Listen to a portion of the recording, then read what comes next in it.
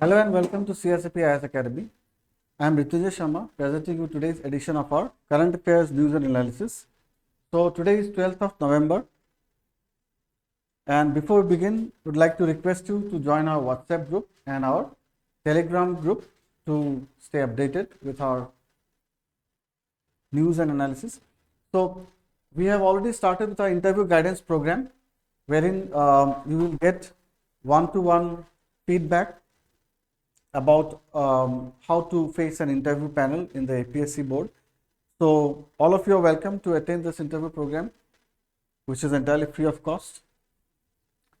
So आज news केता होल allegations of excessive market support by India, GS3 Indian economy eta part hobo pare. 2024 said to be hottest year on record. GS1 geography or ifale environmental eta part hobo pare. China developing nuclear powered aircraft carrier, GS3 science and technology eta part hobo pare. Then Germany opens doors to skilled Indian workers, international relations all about connected hoye ase. Aru Bhutan's mindfulness city, which is also part of international relations or eta part hobo pare. Samagra Shiksha Abhiyan, Shiksha Assam, SSA adopts BA Bala scheme, GS5 Assam government Assam related eta news hobo pare.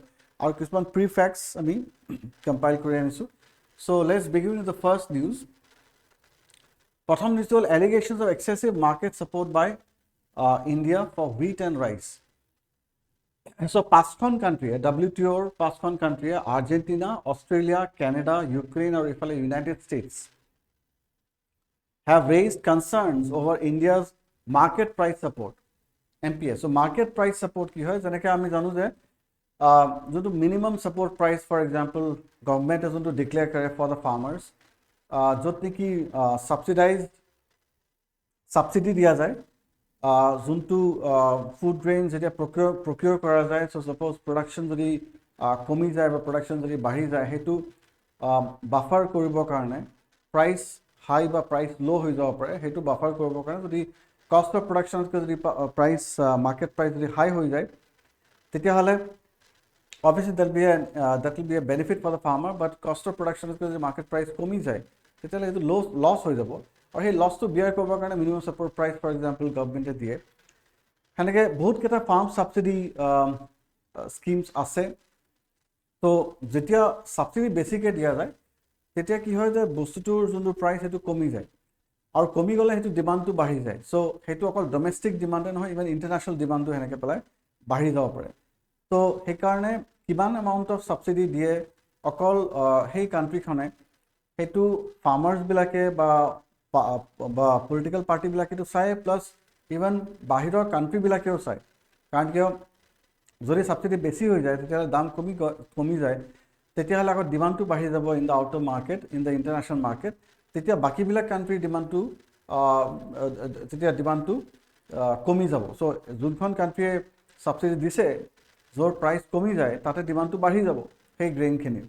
চ' সেইটো গোটেই issue যোনটোক লৈ পেলাই এই পাঁচখন কাণ্ট্ৰিয়ে ইণ্ডিয়াক criticise কৰিছে. These countries argue that India's MPS, that is, to market price support for rice exceeds 87% of the value of production. So, the value of production hoy, heitutke 87% exceed korise of the market price support jonto dise, potentially distorting global trade. Distorting global trade buli koise, jonto international trade jonto hetu affect korise buli koise. The five nations allege that India's trade distorting domestic support for rice and wheat is excessive and breaches WTO norms. So, India's unblock jekhini ki boli koy price support jonto dise, domestic jonto support dise for price for rice and wheat specifically, hetu excessive boli koise ekekhon country, aru it breaches the WTO norms. So, World Trade Organization unblock benchmarks ase, unblock norms ase, সেইটো violate কৰা বুলি কৈছে, specifically under the agreement on agriculture, AOA যোনটো agreement on agriculture যোনবিলাক WTOৰ member কাণ্ট্ৰিজবিলাক signatory হয়. So' ইণ্ডিয়াৰ support notification covered over $60.5 billion for rice and wheat under trade distorting category. So' তেওঁলোকৰ মতে ইণ্ডিয়াৰ যোনটো ছাপৰ্ট কৰিছে, যোনটো ছাবচিডি দিছে, সেইটো $60.5 billion এমাউণ্টত গুচি যায় India maintains that it complies with WTO requirements. So India কৈ আছে ইফালে যে আমি WTO requirement to maintain কৰিছো and has submitted that its total production value of rice was $52.8 billion in 2022-23. So our total production in terms of value hetu hol amar $52.8 billion with subsidies amounted to $6.39 billion. Subsidies about 6.39 billion.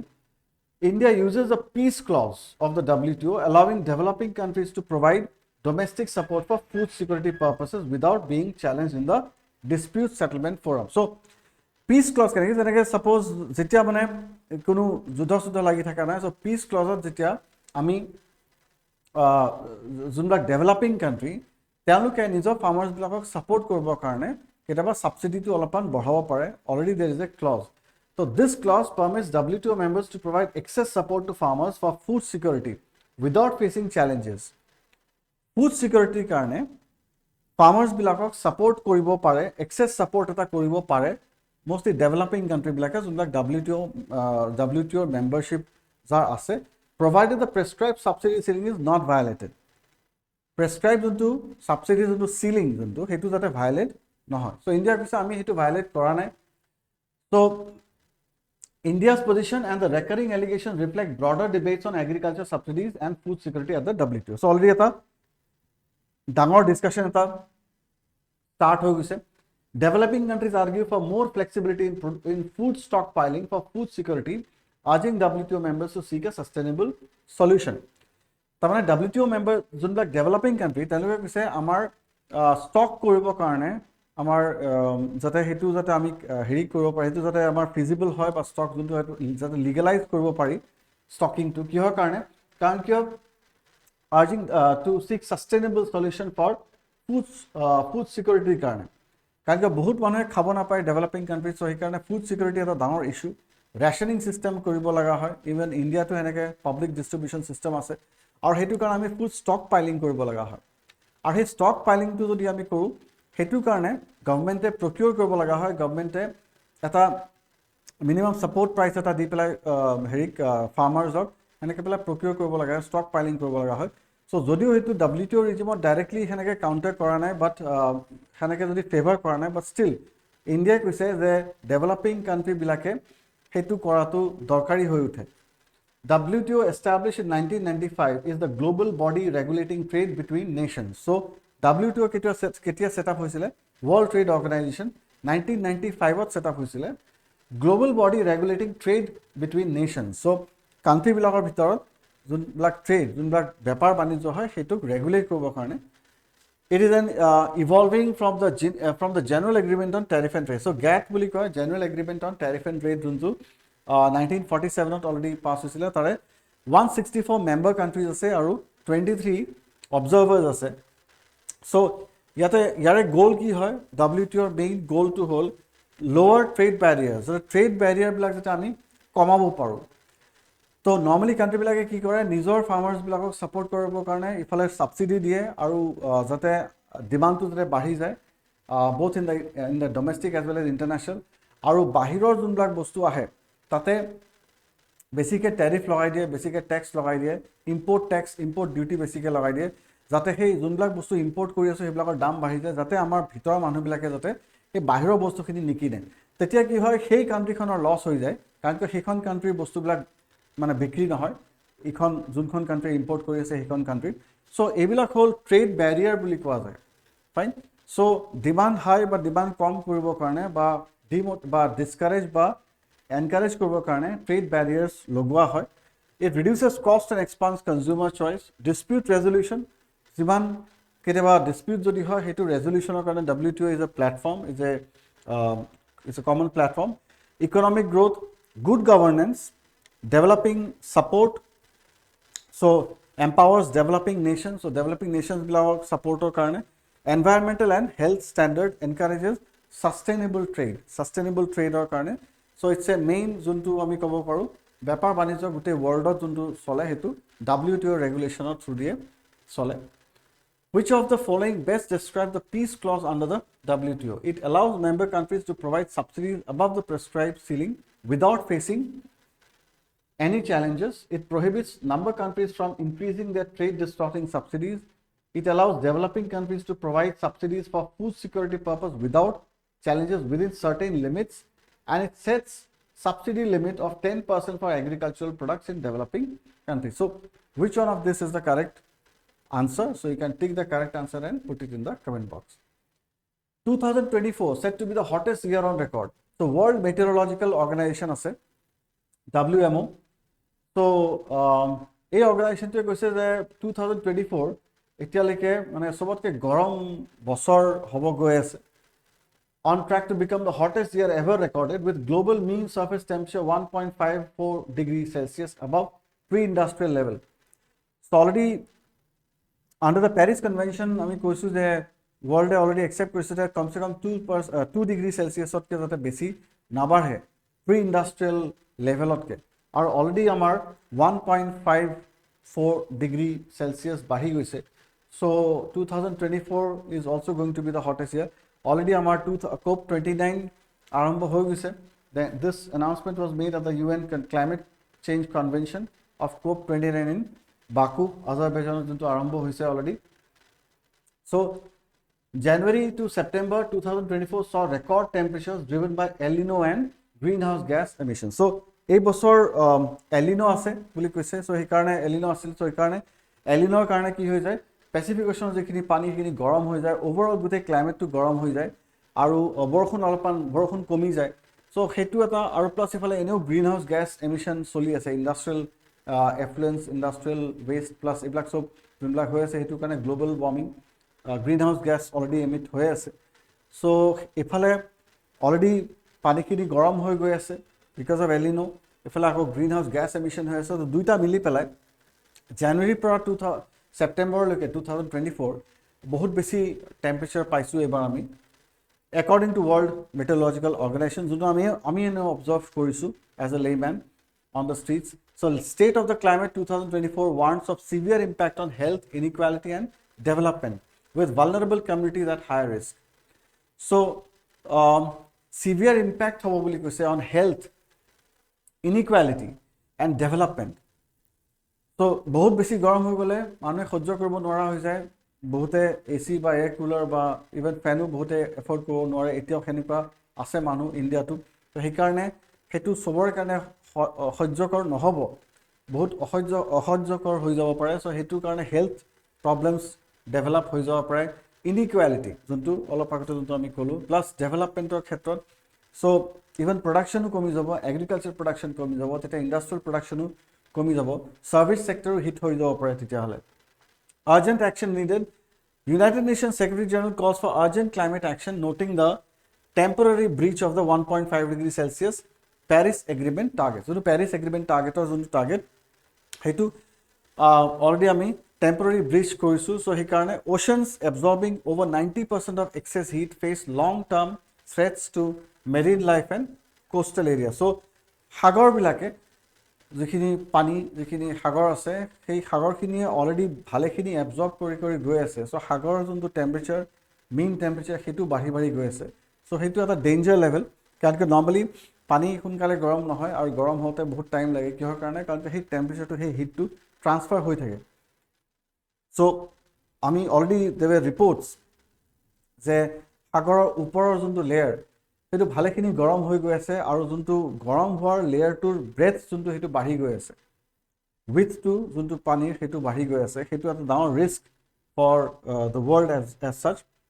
It reinforce the urgent need for global action and on emissions and sustainable practices as per the Paris agreement. So' urgent action লাগে বুলি United নেশ্যনে কৈছে on emissions. So what is the primary cause of unprecedented temperature rise in 2024 as reported by World Meteorological Organization? Increased volcanic activity, a strong La Nina event, an intense El Nino event, and rising greenhouse gas emission, or an increased solar radiation. So kuntu correct answer, you can take the correct answer and put it in the comment box. China developing nuclear powered aircraft carrier. So China eta first time nuclear powered aircraft carrier develop কৰিব গৈ আছে। So' normally এতিয়ালৈকে চাইনাই nuclear power aircraft carrier mostly ৰাছিয়াৰ আছে আৰু United states of আমেৰিকাৰ আছে। বাট চাইনা এতিয়ালৈকে যোনটো লিঅনিং আৰু ছেকেণ্ড যোনখন এয়াৰক্ৰাফ্ট কেৰিয়াৰ তেওঁলোকে ডেভেলপ কৰিছিলে, ডিজেল অপাৰেটেড, নিউক্লিয়াৰ অপাৰেটেড নাছিলে। চ' নিউক্লিয়াৰ অপাৰেটেড যদি হয় তেতিয়াহ'লে কেপাচিটি বাঢ়ি যায়, স্পীড বাঢ়ি যায়। চ' সেইটো এটা ডাঙৰ এডভান্টেজ হৈ যায় for any country with nuclear operated aircraft carriers.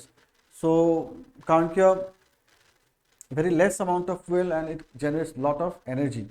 So this is one of the major development. This information was obtained through satellite imagery and public documents analyzed by researchers at the Middlebury Institute of International Studies. So indirectly সেইটো information to গম পোৱা গৈছে, because already আমি iron cutting বুলি কোৱা যায় চাইনাৰ ক্ষেত্ৰত, যোনটো নিউজবিলাক বহুত ইজিলি তেওঁলোকে dispense নকৰে। Nuclear powered carriers would extend China's operational reach. যোনটো operational reach যোনটো তেওঁলোকৰ সেইটো বাঢ়ি যাব যদি nuclear powered তেওঁলোকৰ aircraft carrier তেওঁলোকৰ বনাব পাৰে। And boosting is blue water navy. Blue water navy মানে হ'ল যোনে যেতিয়াই তেতিয়াই বিৰাট গোটেই সাগৰখনক যোনে কণ্ট্ৰল কৰিব পাৰে ওপৰৰ পৰা তললৈকে, বা ইভেন উইথ ৰেচপেক্ট টু ছাবমেৰিনছ, আৰু বহুত মানে ডাঙৰ এৰিয়া যোনখন কাণ্ট্ৰিয়ে through naval power and air power cover কৰিব পাৰে, সেই নেভিটোক ব্লু ৱাটাৰ নেভি বুলি কোৱা যায়।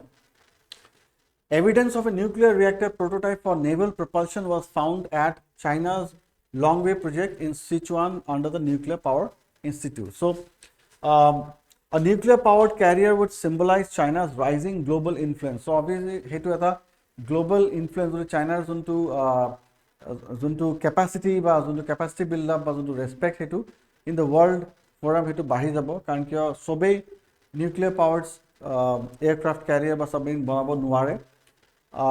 And enhances is deterrence and power projection. Deterrence, defence plus power projection দুটা বাঢ়ি যাব। বেছ 909 shows significant construction and environmental reports suggest the reactor is near completion. So reactor to almost near completion আছে বুলি কৈছে। Global impact কি হ'ব পাৰে? Success would place China among the few countries with nuclear carriers, altering regional and global power dynamics. So যদি China nuclear পাৱাৰত যদি aircraft career বনাব পাৰে তেতিয়াহ'লে কেইখনমানহে কাণ্ট্ৰি আছে যোনকেইখনে এইটোত এই টেকন'লজিটো অলৰেডি হেৰি কৰিছে, তেওঁলোকে সেইটোত কেপাচিটি বিল্ড আপ কৰিছে। So they will come under the only few countries with nuclear carriers. So that will be a big boost up for the Chinese Navy. Which organization in China is leading the development of nuclear propulsion reactor for aircraft carrier? Ministry of National Defense, Nuclear Power Institute of China, Chinese Academy of Sciences, or Chinese Atomic Energy Authority. So you can take the correct answer and put it in the comment box. VAJRA batch already আমি launch কৰিছোঁ 2100 টকাতে। So recorded class ইয়াতে দিয়া যাব for prelims and mains plus up to interview. We are guiding, we will be able to guide you. And also the live sessions, recorded sessions and live sessions will থাকিব for doubt clearance. So you can join a VAJRA batch. Germany opens doors to skilled Indian workers amid global visa cuts. So বহুত country আছে যেনেকৈ USA আছে, Australia আছে, and even Canada. এহেঁতে ভিসাবিলাক shrink কৰিছে to discourage people to migrate into these countries like Australia or USA. তেওঁলোকে কৈছে হাউচিঙৰ কাৰণে ডাঙৰ এটা প্ৰব্লেম হয়। So সেইকাৰণে so Germany is expanding opportunities for skilled Indian workers. So Germany কি কৰিছে উল্টা skilled Indian worker বিলাকৰ কাৰণে তেওঁলোকে opportunity মানে বঢ়াইছে।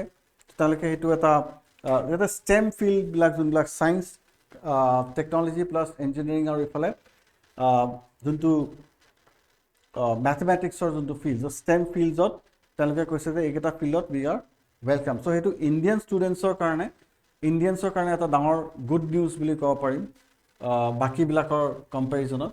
The number of skilled Indian workers in Germany has risen sharply from 23,000 a decade ago to around 1.3 lakh in 2023.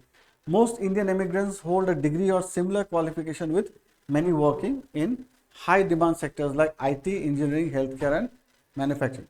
So Indian immigrants bilake mostly but skilled workers, skilled workers visa dim buli koise, mostly in the IT sector, in the engineering sector, healthcare and manufacturing sector.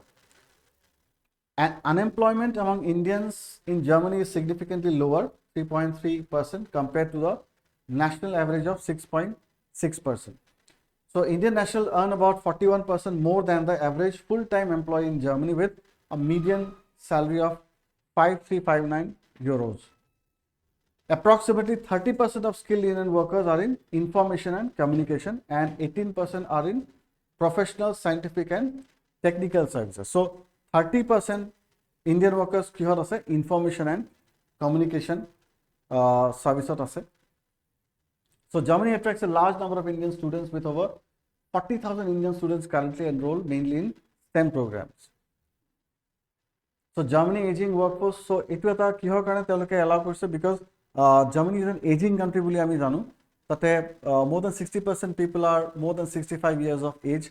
So hetu karone teloke junblak youth, especially the skilled workers, teloke welcome korise, or they have opened the visa regime. What percentage of Indian workers in Germany are employed in STEM related jobs? So 10%, 20 or 30 or 50%. You can take the correct answer and put it in the comment box.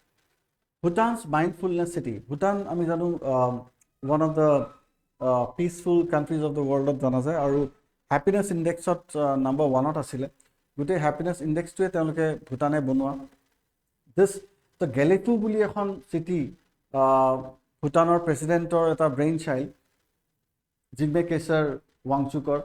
So teo koise je to attract investment, generate employment and promote sustainable urban development, they are talking about mindfulness city. So Gelefu mindfulness city. This city aims to enhance Bhutan's unique gross national happiness. So to gross national happiness Bhutanor, hetu as a model loi pelai how to strengthen ties with India and China. So it is a buffer state buli ami kau, ketaba sandwich between India in the south and China in the north. So keneke hetu eta teloke economically keneke boost up koribo pare. So Gelefu mindfulness city will cover over 2,500 square kilometer, 1,000 square kilometer area thakibo, and focus on eco-friendly, mindfulness-based urban development. So eco-friendly, mindfulness-based urban development teloke focus koriase. The city will include green spaces, promote walking and cycling, and focus on wellness, healthcare, education and tourism. So ei area keta teloke tourist attract koribo karone sai ase in the form of green spaces, promoting walking, cycling, focusing on wellness, healthcare, education and tourism. Bhutan's sovereign fund, that is Drok Holding and Investments, launched a $100 million Bhutan building bond to raise funds for GMC's infrastructure. So already teloke bonds disclose korise je already teloke $100 million or teloke bond Bhutan building bond teloke heri koribo, spread koribo, by which they can raise about like $100 million. The project aims to attract both domestic and international investors for sustainable development. So domestic or international investors are teloke attract koribo karone, for what purpose? For sustainable development purpose. Because telokor juntu economy, that is entirely juntu green economy buli kowa jay Bhutanor, they are mostly dependent on the hydroelectricity and tourism. So it aims to boost Bhutan's economy, heavily dependent on tourism and hydropower. The city will create jobs and promote public community activities, enhancing Bhutan's juntu gross national happiness or juntu index hetu by supporting emotional and well-being and environmental sustainability. So on the backdrop of Ukraine conflict has intensified European nations' defense modernization efforts, and France is part of this shift, actively seeking systems like Pinaka to enhance its military capabilities. So ekita hol ongoing geopolitical developments. What is the primary goal of Bhutan's Gelefu mindfulness city? So to build the largest city in Bhutan, to promote gross national happiness through sustainable urban development, to attract foreign tourists, to create a new economic corridor with China. So you can take the correct answer which we have just discussed and put it in the comment box. Samagra Shiksha Assam SSA adopts Bala initiatives for primary schools. So SSA Samagra Shiksha Assam has launched Building as Learning Aid. So BALA Bala initiative in 9,600 lower primary schools across Assam. So building as learning aid, यार मानते कि तब ने आता infrastructure development तो emphasis करा गया school बिलाकर जाते building construction जोंतो school buildings बिलाक जाते वालापन हाल बनवा जाए और जोन बिलाक classroom ambience जोंतो classroom infrastructure जोंतो वालापन develop करा जाए जाते पढ़ार जोंतो learning experience तो जाते students बिलाकर वालापन हाल है. So it focuses on modifying school buildings to become active learning resources, making education more visual, engaging and imaginative. More visual, more engaging and more imaginative. So it aims to improve the learning experience by integrating pictorial and visual tools into the classroom setting. So jate pictorial pictures কিছুমান বা কিছুমান visual tools কিছুমান লগাই পেলাই যাতে গোটেই classroom সেটিংটো যাতে ভাল কৰা যায় যাতে more attractive যাতে কৰিব পৰা যায়. Each school will receive 25,000 to implement the Bala concept. So প্ৰত্যেকখন স্কুলে কিমান পাব 25,000 টকাকে পাব to implement the Bala concept. School management committee and school management development committees will oversee fund utilization and select suitable designs for classroom walls. The district mission coordination will ensure proper use of funds and adherence to guidelines. What is the primary objective of Bala initiative in Assam? To provide financial support for schooling infrastructure, to transform school buildings into learning resources, or to promote online learning platforms to increase teacher recruitment. So you can take the correct answer and put it in the comment box. Prefacts Kiswan, like Steve Jirwa won the title of India's best dancer from Meghalaya.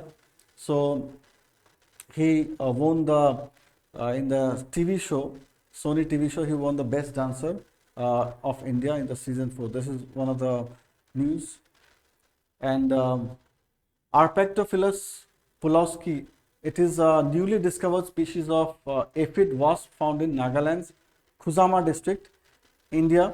It lives at high altitude, so almost like a we can say a bee, which is lying mostly in the Khuzana district. So it's one of an endemic species that they have discovered.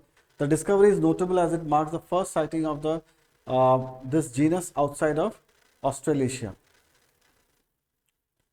Then Niluvu Yari and Iron Age menhir memorial pillar, locally known as Niluvu Yari, found in Kamasanpalli village of Nagar Kurnool district in Telangana, which faces Negra. So this is one of the memorial pillar, we can say, which is very large upright standing stone from the Iron Age. So Iron Age or prior to it has been standing. So that's just a prefect. Also to remind you that there is one-to-one interview guidance program with Anil Swarup sir, which is in line on 15th, 16th, 17th and 18th of this month. So all of you are welcome to join us. It is entirely free of cost that you will get one-to-one feedback from Anil Swarup sir. So don't miss this opportunity. Also our Brahmastra batch is going on. So to the prelims, the foundation batch, prelims come mains and up to interview guidance program with personalized mentorship program is also involved here. So all of you are welcome to join our Brahmastra batch. So that's all for today's news and analysis program for this program. So thank you all for watching. See you in the next video.